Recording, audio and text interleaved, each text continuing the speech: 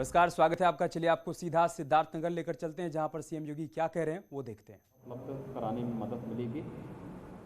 जनपद सिद्धार्थनगर आदरणीय प्रधानमंत्री जी के स्वागत और अभिनंदन के लिए पूरी तरह तैयार है और हम आभारी हैं प्रधानमंत्री मोदी जी के कि उन्होंने इस कार्यक्रम के लिए अपनी सहमति दी है और यह कार्यक्रम यहाँ पर होगा, उसी की तैयारी करने के लिए आए हैं। मेडिकल कॉलेज का नामकरण हम लोगों ने माधव बाबू के नाम पर किया है। माधव बाबू यहाँ के एक योग्य सजग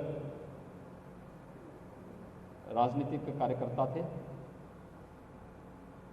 भारतीय जनता पार्टी और भारतीय जनसंघ से जुड़े थे और भारतीय जनता पार्टी के उत्तर प्रदेश के पहले अध्यक्ष भी थे। उनके नाम पर इस मेडिकल कॉलेज का नामकरण होना यह काफ़ी लोगों को उत्साहपूर्ण तरीके से आगे बढ़ाने के लिए प्रेरित करता है। मैं आज के इस अवसर पर एक बार फिर से आप सबको शारदीय नवरात्रि और विजयादशमी के सकुशल संपन्न होने पर हृदय से बधाई देता हूँ, शुभकामनाएं देता हूँ। धन्यवाद। तो सीएम योगी यहां पर पीएम के दौरे से पहले तैयारियों का जायजा लेने के लिए पहुंचे हैं। अधिकारियों से उन्होंने बातचीत की है। सिद्धार्थनगर में पीएम मोदी का दौरा प्रस्तावित है, उससे पहले तैयारियां यहां पर अधूरी ना रहने पाएं, उनको समय रहते मुकम्मल कर लिया जाए। इसी को ध्यान में रखते हुए सीएम योगी ने आज यहां का दौरा किया है, अधिकारियों से बातचीत की है और उसके बाद मीडिया को संबोधित भी किया है। आगे बढ़ते हैं। गाजीपुर में पथराव में 7 पुलिसकर्मी घायल हो गए हैं। सूचना पर मौके पर भारी संख्या में पुलिस फोर्स को तैनात किया गया। प्रदर्शनकारियों को खदेड़कर हालात पर काबू पाया गया। ग्रामीणों का आरोप है कि 2 दिन पहले रामलीला कार्यक्रम में 2 पक्षों के बीच मारपीट हुई थी, जिसके बाद एक पक्ष की शिकायत पर पुलिस ने दूसरे पक्ष के कुछ लोगों को हिरासत में ले लिया और हिरासत में लिए गए एक युवक की तबीयत बिगड़ने पर उसे अस्पताल में भर्ती करवाया। लेकिन इसी बीच हिरासत में लिए गए युवक की मौत हो गई और उसकी अफवाह फैली और इस बात से लोग आक्रोशित हो गए। लोगों ने जमकर हंगामा किया। का मुकदमा लिखा गया था जिसमें 5 लोगों को पकड़ा गया था, थाने पे लाया गया था। उसमें से आज एक लड़के को जो थोड़ा तबीयत खराब हुई, उसे जब पुलिस ले जा करके भर्ती कराने जा रही थी तो इन लोगों ने कहा कि पुलिस ने इसे मार दिया, ये मर गया है। इस पर इन लोगों ने एक पत्थर चला दिया जिसमें थाना अध्यक्ष का सर फट गया। 6-7 पुलिस वालों को भी चोटें आई और फिर इनको बताया गया, माने नहीं, तब इनको हल्का सा बल प्रयोग करके भगाया गया वहां से। वो जो बंटी राजभर है उसे सदर अस्पताल लाया गया। मैं भी सदर अस्पताल गया था। डॉक्टरों ने आते ही उसका बीपी चेक किया था, बिल्कुल ठीक था। वो उसे दवा दी गई और वो बिल्कुल ठीक है, इस समय हॉस्पिटल में है।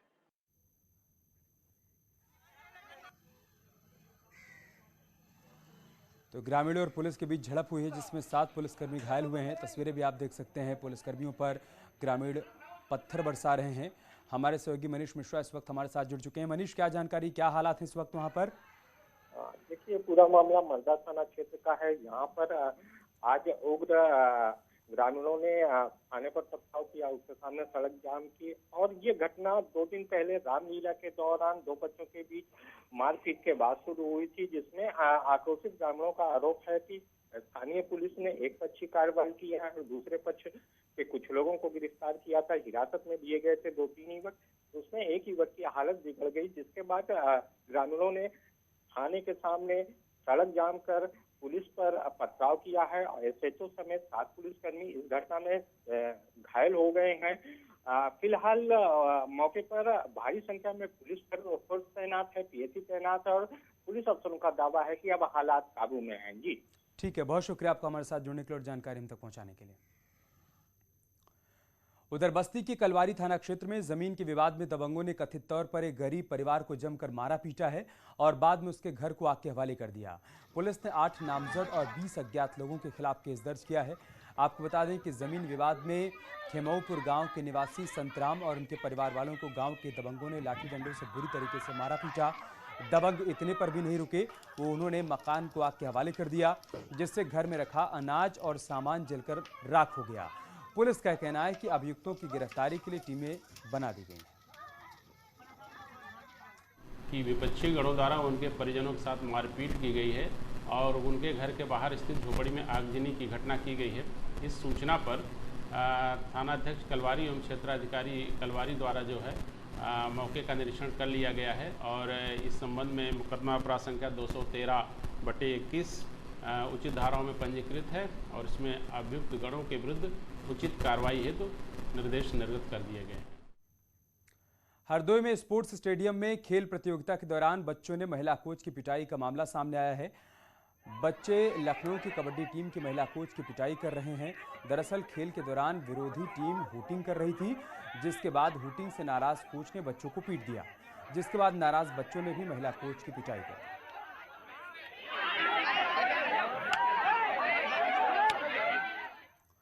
कौशाम्बी में भी दो पक्षों के बीच मारपीट हुई है, जिसका वीडियो सोशल मीडिया पर वायरल हो रहा है। बताया जा रहा है कि रामलीला देखने गए युवकों के बीच किसी बात को लेकर विवाद हो गया और नौबत मारपीट तक पहुंच गई। घटना मंझनपुर के नयापुरवा गांव की है।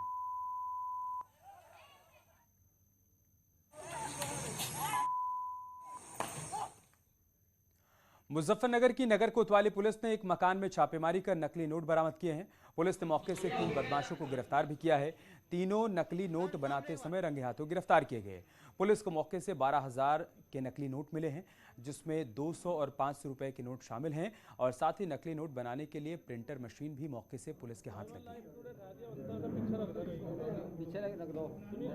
12,500 रुपये के नकली नोट, जो कि ये लोग, इनके पास पूरी सामग्री बरामद हुई है जो ये लोग छाप रहे थे वहाँ पे। इनको मौके पे छापते हुए पकड़ा है, जिनमें कि एक का नाम अनमोल है, एक का नाम अनिकेत है और एक का नाम दीपक है। काम करने का तरीका क्या था? काम करने का तरीका इनका ये था कि इनके पास कुछ पेपर्स भी मिले हैं, पेपर हैं और उन पर केवल डाई प्रिंट है। ये लोग उसके नोटों के बीच में उस पेपर को रख के गड्डियाँ बना के लोगों को चीट भी करते हैं और नकली नोट छाप के जैसे लोगों को लालच देना कि एक का 3 दे देंगे, 50,000 के 1.5 लाख देंगे, इस तरह से भी ये लोग काम करते हैं।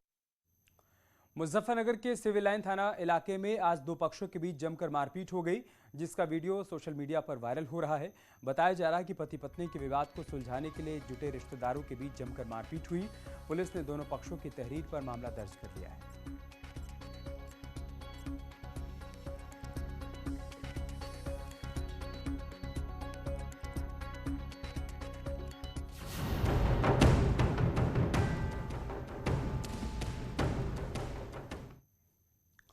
और बात करते एक बड़ी खबर की। अवैध धर्मांतरण सिंडिकेट का बड़ा खुलासा हुआ है।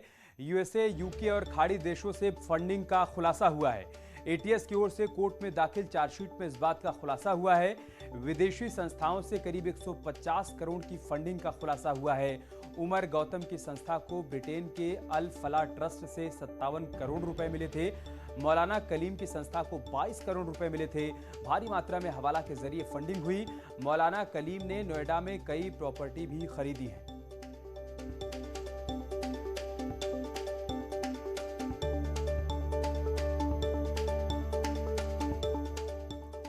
अवैध धर्मांतरण पर एटीएस की चार्जशीट पर एडीजी एलओ प्रशांत कुमार का कहना है कि ब्रिटेन के अल फलाह ट्रस्ट से उमर गौतम की संस्था को 57 करोड़ रुपए मिले थे।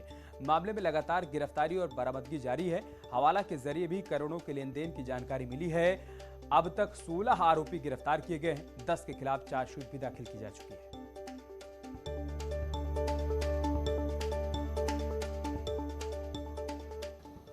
धर्मांतरण के जो रैकेट है, इसमें कुल अभी तक 16 व्यक्ति गिरफ्तार किए जा चुके हैं, जिसमें से पहले 6 व्यक्तियों के खिलाफ चार्जशीट और दूसरे दौर में हम लोगों ने 4 और व्यक्तियों के विरुद्ध चार्जशीट दाखिल कर दी है।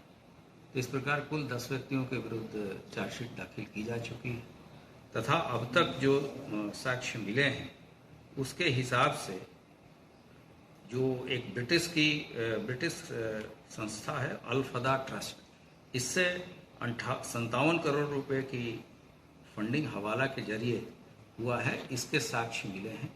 और जो ये पैसे आए हैं वो उमर गौतम, सलाउद्दीन तथा उसका एक और साथी जो हम लोगों ने गिरफ्तार किया है उसको आए हैं। लेकिन इन लोगों ने इस पूरे फंड का कोई भी ब्यौरा अभी तक हमारे सामने साक्ष्य प्रस्तुत नहीं किया है।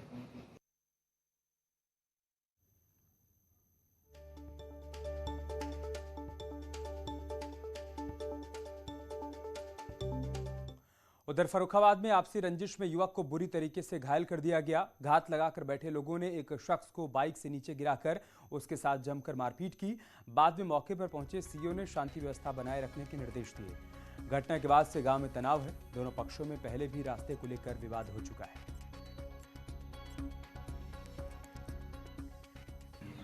एक सूचना प्राप्त हुई कि ग्राम हजियापुर थाना कंपिल के एक व्यक्ति को फायर आर्म से चोट लगी है और वह सीएचसी कायमगंज में है।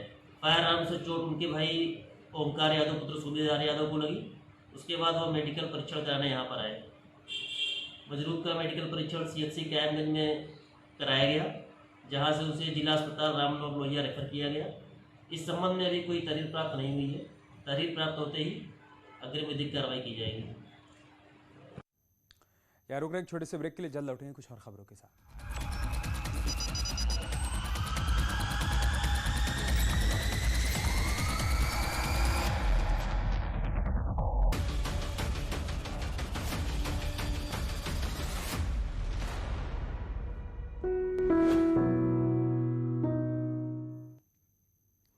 और बात करते हैं मिशन संजीवनी की। नेटवर्क 18 और फेडरल बैंक की जागरूकता मुहिम संजीवनी शॉर्ट ऑफ लाइफ देश भर में टीकाकरण को लेकर जागरूकता फैलाने में जुटी है। इस मुहिम का मकसद देश के उन 5 जिलों में लोगों को जागरूक करना है जहां कोरोना का सबसे ज्यादा असर देखने को मिला। संजीवनी की 5 गाड़ियां 562 गांव तक पहुंच चुकी हैं और हमारी टीम ने अब तक 1.9 लाख लोगों को टीकाकरण के फायदे और अहमियत को लेकर जागरूक किया है। खास बात यह भी है कि मुहिम अमृतसर में हमारे फ्रंटलाइन वर्कर्स की मदद के लिए भी आगे आई है। आइए देखते हैं एक रिपोर्ट।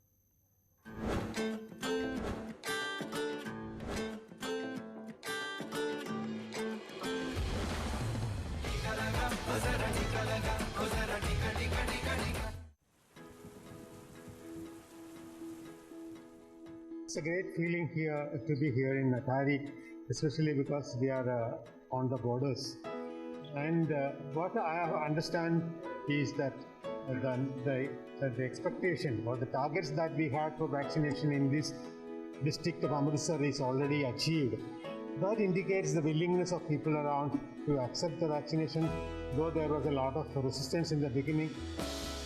टीकाकरण को लेकर नेटवर्क 18 और फेडरल बैंक की जागरूकता मुहिम Sanjeevani a short of life Punjab में अमृतसर जिले में भी बेहद ही कामयाब रही। इस जिले के लिए तय किए गए लक्ष्य रिकॉर्ड समय में हासिल कर लिए गए।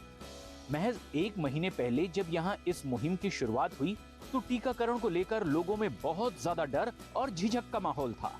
Because people generally lacked the awareness towards it because there was no information dissemination that was happening at the grassroots level. So we had made it a point to conduct one-on-one health visits, conduct mass awareness, so that and spread posters, pamphlet in language in the simplest form in layman terms, so that they can understand that this is something which is quite serious and it's still present. लेकिन अब ये जो youngest हैं, जो NGOs हैं, बहुत काम कर रही हैं। इनके लोग बहुत उनका जो कहने के माइंड जो बहुत चेंज हो चुका है। They are now willing for the vaccination. Impact कैसा रहा है? नहीं, बहुत अच्छा है। वी आर हैप्पी कि जो काम पहले नहीं हो रहा था अब वो खुद चल रहा है, हो रहा है। इस मुहिम ने एक कदम आगे बढ़कर अमृतसर के स्वास्थ्य कर्मियों को कोविड-19 से सुरक्षित रखने के लिए अच्छी क्वालिटी के सुरक्षा उपकरण भी मुहैया कराए। Very much satisfied, very much satisfied. I have been going around in the country and I've seen the kind of enthusiasm shown by the people around there in these places where I have visited. I'm very happy that we could start this program, and we were in fact one of the beginners or one of the pioneers in this drive, and this is bringing us results, bringing the country results. I'm very happy about the outcome. हमने टीका लगाया, आपने लगाया क्या?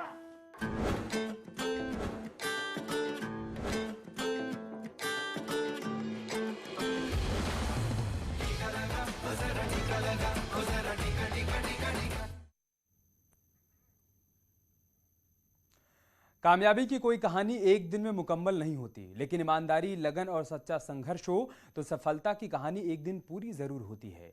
देश में श्वेत क्रांति यानी दूध क्रांति लाने वाले अमूल का सफर गुजरात के सिर्फ 2 गांव से शुरू हुआ था। 75 साल का हो चुका अमूल भी पूरे देश के साथ आज़ादी के अमृत महोत्सव की खुशियां मना रहा है। आइए आपको रूबरू करवाते हैं अमूल की सफलता के सुनहरे इतिहास से।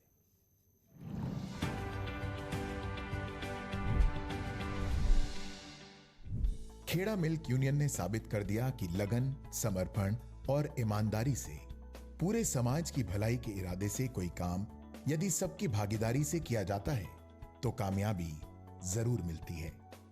1952 में खेड़ा मिल्क यूनियन ने अपनी खुद की डेयरी शुरू करने का फैसला किया। साथ ही भारत सरकार ने पोल्सन डेयरी से अपना कॉन्ट्रैक्ट खत्म कर दिया। ऐसे में मिल्क यूनियन के सपनों में नया रंग भरने की उम्मीदें और बढ़ गई।